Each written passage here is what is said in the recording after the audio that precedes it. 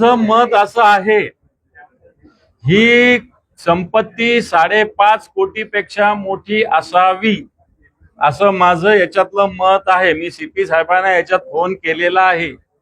कारण बाबा फर्जंदकडे मीही जात होतो, फक्त कोविड पासून बंद झालं माझं जाणं येणं.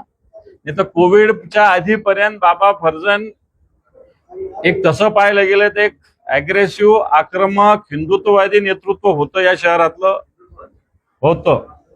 आम्ही त्यांच्याकडे जात होतो, हेही सांगायला काही घाबरायची गरज नाही. आणि माझा अंदाज जो आहे की यांच्याकडे, बाबा फर्जंदकडे यांच्यापेक्षा मोठी संपत्ती असावी. पोलीस कोणते तरी आकडे लपवत आहेत असं मला एक शंका आहे. होते डॉन ते 6,000 काडतुस सापडले, 4-5 गन सापडले.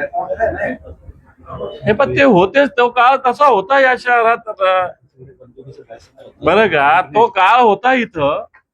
आणि मला असं वाटतं त्यांच्याकडे सगळे लायसन्स वाले आहे ना, असं काही इनलिगल थोडी शस्त्र त्यांनी ठेवलेलं. बंदूक गोळ्या विकण्याचं सुद्धा लायसन्स दुकान होतं. आणि आपल्याला आठवतं, मला 88 ला काय दंगल झाली त्यावेळेस त्यांच्या घरात लोक घुसले, त्यांनी गोळ्या मारल्या होत्या. 20 चाकू, 6 तलवारी.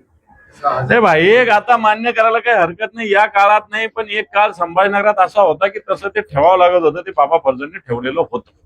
हे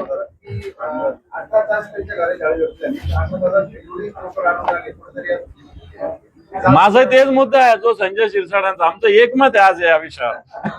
सगळ्यांचंच मत आहे.